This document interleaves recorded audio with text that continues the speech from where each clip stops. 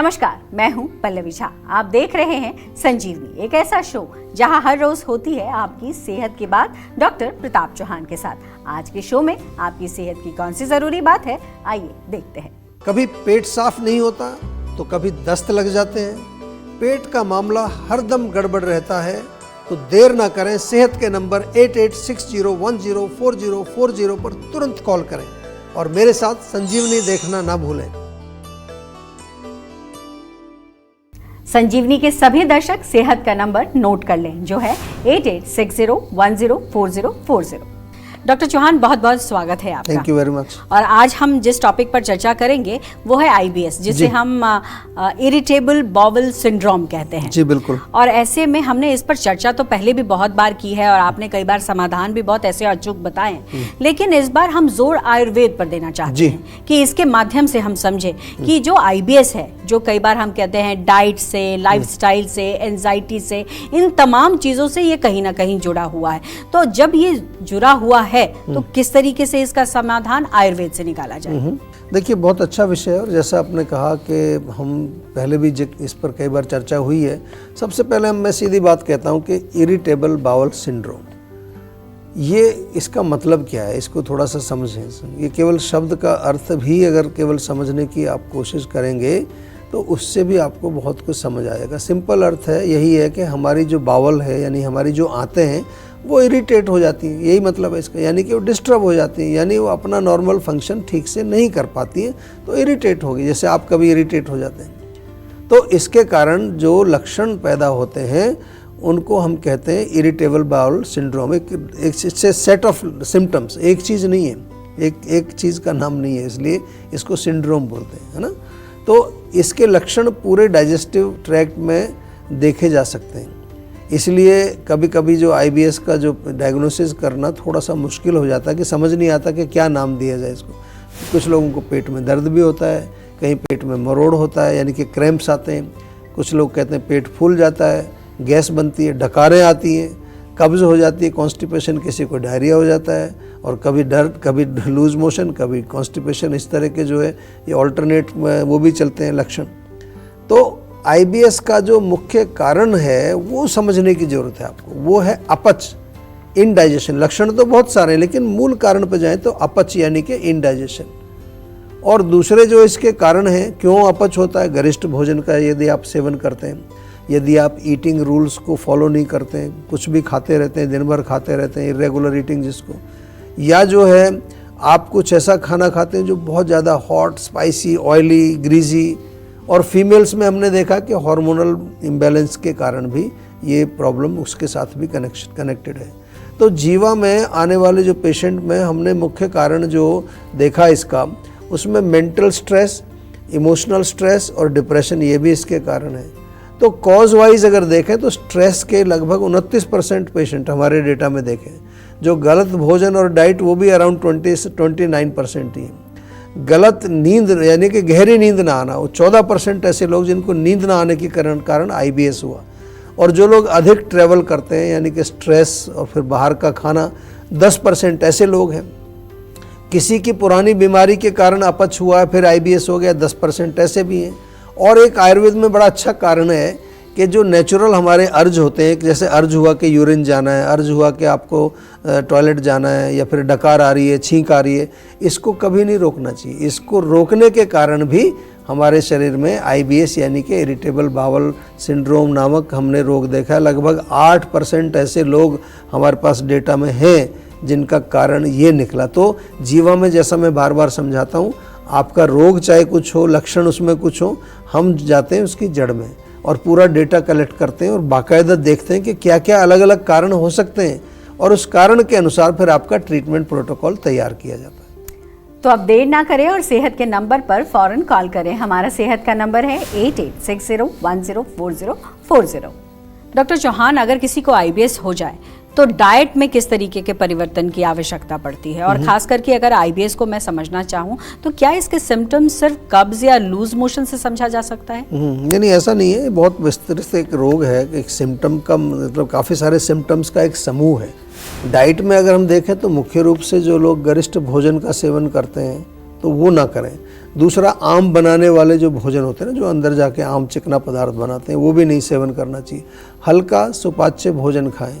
Chronic होने पर ये जो आईबीएस के लक्षण केवल डाइजेस्टिव सिस्टम यानी कि कॉन्स्टिपेशन और लूज मोशन यहीं तक सीमित नहीं रहते हैं। आईबीएस का असर जो है हमारी मेंटल हेल्थ पर भी पड़ता है, क्योंकि हमारे पाचन का जो कनेक्शन है वो हमारे ब्रेन से है। अब तो मॉडर्न साइंस भी इसको मानती है। और जैसा हमने जीवा के डेटा में देखा है कि लगभग 29% रोगियों का तो स्ट्रेस के कारण आईबीएस होता है। बहुत बड़ा नंबर है। मानसिक तनाव हो, एंग्जाइटी हो, डिप्रेशन हो, इसके कारण क्या होगा? अपच होगा, इंडाइजेशन, और जिसके कारण फिर आम बनेगा। और आम तो हम बार बार कहते ही हैं कि आम बना तो काम तमाम हुआ।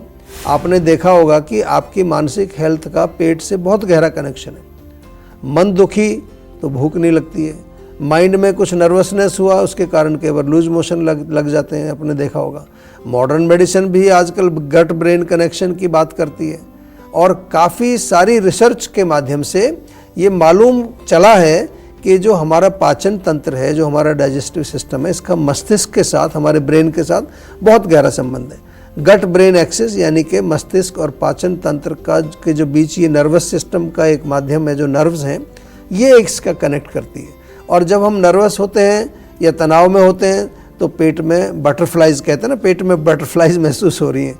कई बार तो हमने ये देखा है कि जब हम कोई निर्णय लेते हैं या कोई ऐसी बात करते हैं तो कहते हैं ये मेरी गट फीलिंग है। तो आप निर्णय तो ब्रेन से ले रहे हो, तो गट की बात क्यों कर रहे हो वहाँ पर? इसका मतलब बहुत क्लोज कनेक्शन है। और पाचन तंत्र को सेकंड ब्रेन आजकल कहा जाता है, दूसरा ब्रेन है। बहुत सारी रिसर्च के माध्यम से हम ये बिल्कुल कह सकते हैं, एविडेंस के माध्यम से, कि हमारे माइंड और हमारे पेट के अंदर बहुत क्लोज कनेक्शन है। पेट और पाचन के लिए जीवा का डाइजेस्टॉल और आम पाचक चूर्ण ये तो आपको लेना ही चाहिए। और पेट के लिए, उसके माइंड के लिए जीवा की स्ट्रेस फ्री टैबलेट। ये मैं बार बार जो आपको बताता हूँ, डाइजेस्टॉल और स्ट्रेस फ्री या स्लीप वेल, अब आपको समझ आएगा कि इसका मतलब क्या है। क्योंकि अगर पेट सही है और नींद अच्छी आ रही है और माइंड रिलैक्स है तो आपके समझ लो 50% से ज़्यादा रोग तो गए हो, क्योंकि यहीं से सब चालू होता है। गट ब्रेन कनेक्शन से ही सारे जो है खेल शुरू होता है। तो इस पर थोड़ा ध्यान दीजिए, और किसी तरह की समस्या है तो जीवा में अवश्य संपर्क कर लीजिए। और इसी बीच हमारे साथ एक कॉलर जुड़ गए हैं, रितेश हैं लखनऊ से। जी। रितेश, सवाल पूछिए। नमस्कार सर। नमस्कार जी। जी, मैं रितेश बात कर रहा हूँ सर। मैं परेशानी ये थी कि मेरे को अभी फीवर हुआ था हाल ही में, लेकिन ठीक हो जाता है, फिर हो जाता है, 2 दिन ठीक रहेगा, तीसरे दिन फिर हो जाएगा। मतलब टैबलेट ले रहा हूँ तो ठीक नहीं। देखिए भैया, आप टैबलेट ले रहे हैं तो इलाज नहीं कर रहे हैं आप बुखार का। ये टैबलेट लेना तो ये बहुत कॉमन सी चीज़ है कि आप गए, एक कोई क्रोसिन ले लिया, पैरासीटामोल ले लिया, डोलो ले लिया। आजकल बहुत सारी दवाइयाँ जो बुखार को उतार देती हैं। ठीक है, बुखार तेज़ है तो आप पानी की पट्टी रख लीजिए, उससे भी उतर जाएगा बुखार तो। लेकिन असली चीज़ आपको समझनी है कि बुखार हो क्यों रहा है। क्या कोई इन्फेक्शन आपके पेट में है, गले में है, नाक में है, या कोई ऐसे कीटाणु या ऐसे कुछ विषाणु आपके जो ब्लड के अंदर घूम रहे हैं, उसको जब तक आप ठीक नहीं करोगे। आजकल तो बहुत कॉमन प्रॉब्लम हो गई है कि अंग्रेजी दवाइयाँ लोग खा रहे हैं, उससे बुखार ठीक ही नहीं होता है। ठीक भी हो जाता है, दोबारा हो जाता है, कई महीने तक मैंने देखा है। कुछ लोग तो ऐसे आते हैं जी, पिछले 3 महीने से बुखार ही नहीं उतर रहा है, 6 महीने से बुखार ही नहीं उतर रहा। और जब हमारे यहाँ आते हैं तो हफ्ता, 10 दिन, 15 दिन, ज़्यादा से ज़्यादा 4 हफ्ते में बिल्कुल ठीक। तो हम आपसे बार बार एक निवेदन यही करते हैं कि जब आपके साथ इतना बढ़िया सिस्टम हमने जो है बना करके दिया है, घर बैठे आपको कहीं जाना नहीं है, केवल कॉल करनी है, हमारे जो एक्सपर्ट डॉक्टर्स आपसे जुड़ेंगे, तो प्लीज़ एक बार उनसे बात करिए। ऐसे, क्योंकि इसका कोई मैं दवाई तो नहीं बता सकता आपको, दवाई मैं बताता भी नहीं हूँ। मैं आपको केवल शिक्षित करता हूँ, थोड़ा सा सक्षम बनाता हूँ, एम्पावर करता हूँ। तो प्लीज़ जीवा से जुड़िए। इन द मीन टाइम छोटा सा एक नुस्खा ज़रूर मैं बताता हूँ हमेशा, वो है गिलोय। गिलोय बहुत बढ़िया काम करती है, किसी भी तरह का फीवर हो। गिलोय जो है छोटा सा टुकड़ा कूट करके पानी में उबाल करके दिन में 2 बार पिए। नीम के पत्ते चबा लीजिए 5-6, उससे भी कुछ फ़र्क पड़ेगा। चिरायता मिले तो उसका पानी बना करके पी लीजिए। ये चीज़ें जो कड़वी होती हैं वो थोड़ा सा इस पर काम करती हैं, लेकिन जो जड़ है उसको समझने के लिए केवल डॉक्टर से ही आपको सलाह लेनी है। अपनी मर्जी से खुद डॉक्टर मत बनिए, नहीं तो रोग बिगड़ जाएगा। और कहीं ऐसा ना हो कि डॉक्टर आपको कहे जी अब जी टीबी का आप कोर्स कर लीजिए, वो 8 महीने फिर टीबी की दवाई खा लो बैठ करके। तो ऐसा नहीं करना है, ठीक है। तो चलिए अब जानते हैं आज का जीवा मंत्र।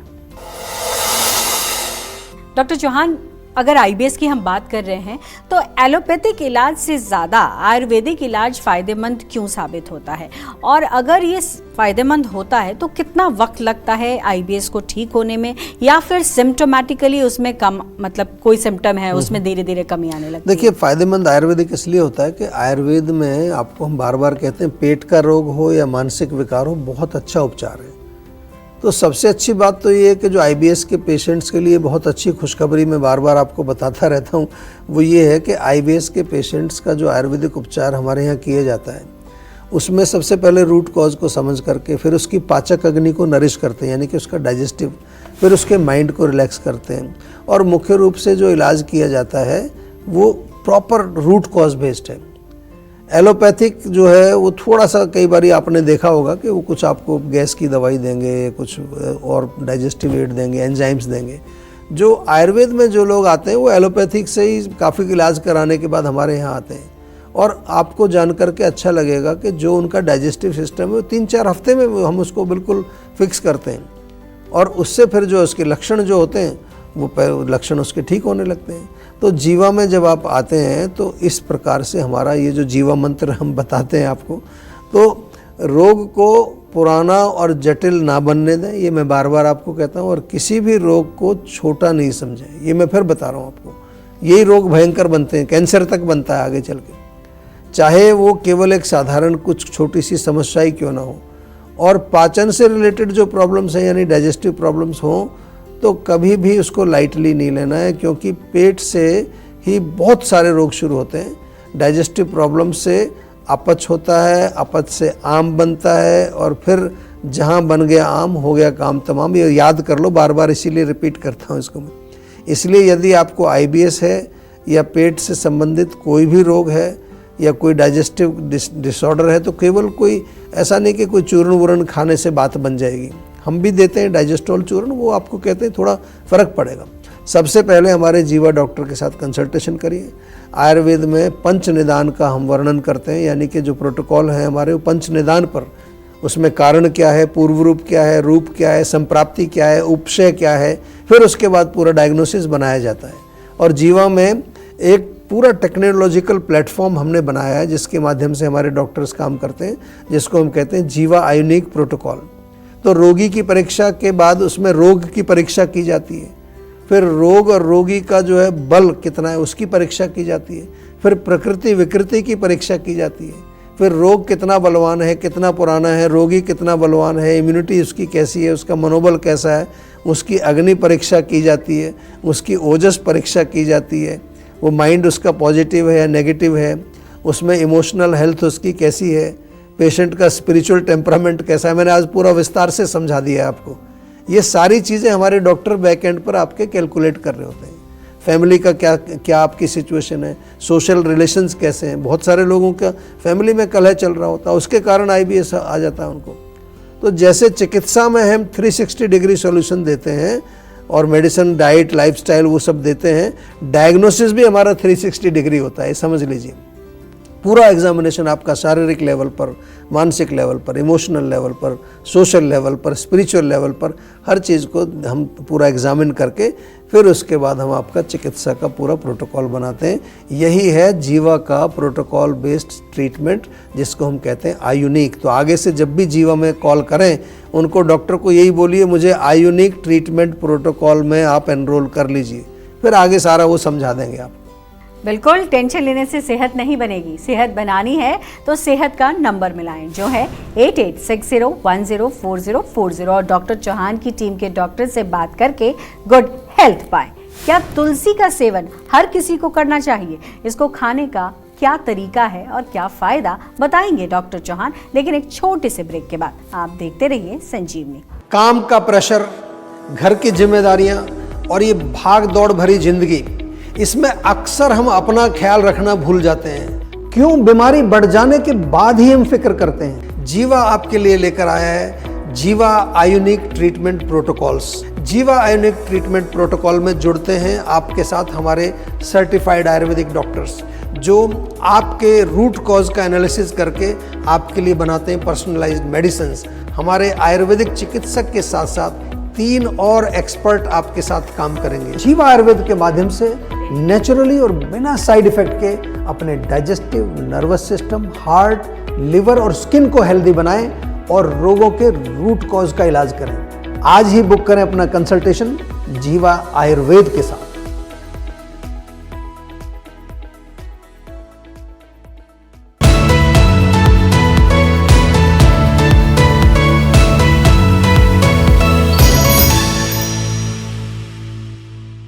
आप देख रहे हैं संजीवनी, सेहत की बात डॉक्टर प्रताप चौहान के साथ। हमारे सेहत के नंबर की लाइन 8860104040 खुली है। आप इस नंबर पर कॉल करें और अपनी सेहत की बात करें। चलिए अब वक्त है सेहत की संजीवनी का। डॉक्टर चौहान, तुलसी की अगर हम बात करें तो तुलसी का सेवन हर किसी को करना चाहिए, और अगर करना चाहिए तो किस तरीके से और क्या है फायदे? देखिए, आयुर्वेद के अनुसार अगर हम बात करते हैं तो तुलसी की तासीर थोड़ी उष्ण है, यानी कि गर्म होती है उसकी तासीर। तो कफ और वात के रोगों में तो अच्छी है क्योंकि उसका शमन करेगी, लेकिन जिसको पित्त की ऑलरेडी अगर उसकी अधिकता है तो उसके लिए ये थोड़ा सा आपको ध्यान से सेवन करना पड़ेगा। पित्त प्रकृति वाले लोग हों या आपको पित्त का शरीर में कोई गर्मी ज़्यादा है, अधिक आपके जो है इचिंग होती है, बर्निंग होती है, किसी भी तरह का अगर आप पित्त के रोग से पीड़ित हैं तो फिर आपको तुलसी का सेवन नहीं करना चाहिए। उसकी और ऑप्शंस काफ़ी हैं। यहाँ तक के मात्रा अगर सेवन करनी हो तो बहुत कम मात्रा। वैसे तुलसी में बहुत सारे मेडिसिनल प्रॉपर्टीज़ हैं, रेस्पिरेटरी सिस्टम के लिए बहुत अच्छी होती है। आपको खांसी, जुकाम या सांस का कोई रोग हो तो तुलसी, अदरक, काली मिर्च, लौंग हम भी बताते हैं कि उबाल करके आपको सेवन करना चाहिए। इम्यूनिटी बूस्टर बहुत अच्छी है, इसका सेवन करने से रेगुलर हेल्दी लोग भी खा सकते हैं, इम्यूनिटी होती है। एडाप्टोजेनिक एक हर्ब है, उसके कारण हमारी मेंटल हेल्थ के लिए बहुत अच्छी है। और तुलसी जो है वेट मैनेजमेंट में भी इसका प्रयोग करते हैं लोग, तो बहुत अच्छी एक औषधि है। हमारे यहाँ तो इसको एक स्पिरिचुअल दर्जा भी दिया गया है क्योंकि इतने सारे गुण हैं कि उसकी थोड़ी सी हमें रक्षा करनी चाहिए। इसीलिए घर में तुलसी का पौधा लगाएं, उसका जो एरोमा होता है उससे काफ़ी सारे बैक्टीरिया मर जाते हैं। यही कारण है कि तुलसी को पूजा भी जाता है, उसकी वर्शिप की जाती है, यानी कि हम उसको एक ग्रेटफुलनेस, थैंकफुलनेस उसके प्रति हम दिखाते हैं। बहुत बहुत शुक्रिया डॉक्टर चौहान आपका। आज भी आपने बारीकी से हमारे दर्शकों को सारी चीजें बताई हैं। उम्मीद है हमारे दर्शक उसका लाभ जरूर उठाएंगे। Thank you very much. सेहत बनानी है तो सेहत का नंबर मिलाएं और अपनी कॉल रजिस्टर कराएं। जीवा सेहत का नंबर है 8860104040। अगर सेहत से जुड़े आपके सवाल हैं तो ईमेल करें। जीवा की ईमेल आईडी है info@jiva.com। आप फेसबुक के जरिए भी जीवा से जुड़ सकते हैं। जीवा की फेसबुक आईडी है www.facebook.com/jiva ayurveda और यूट्यूब पर जीवा शोज देखना बिल्कुल ना भूलें। और आज ही जीवा का यूट्यूब चैनल सब्सक्राइब करें जो है www.youtube.com/jiva ayurveda। सेहतमंद रहने के लिए आयुर्वेद से जुड़ना, अच्छा खाना, अच्छा सोचना और हर रोज संजीवनी देखना बेहद जरूरी है। कल फिर होगी सेहत की बात डॉक्टर प्रताप चौहान के साथ। तब तक के लिए नमस्कार। आप अपनी डायबिटीज को कंट्रोल, मैनेज या रिवर्स करने के लिए क्या करते हैं? डाइट कंट्रोल करते हैं, सुबह शाम एक गोली लेते हैं, योग या एक्सरसाइज करते हैं, या करेले का जूस और मेथी का पानी पीते हैं?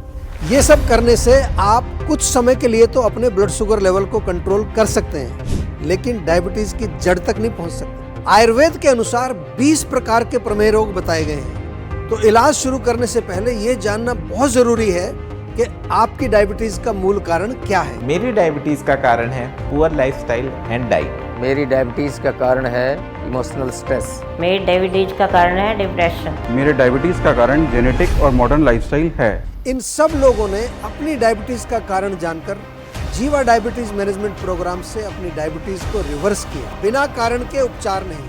तो क्या है आपकी डायबिटीज का कारण? तो आज ही 88 60 10 40 40 पर कॉल करें।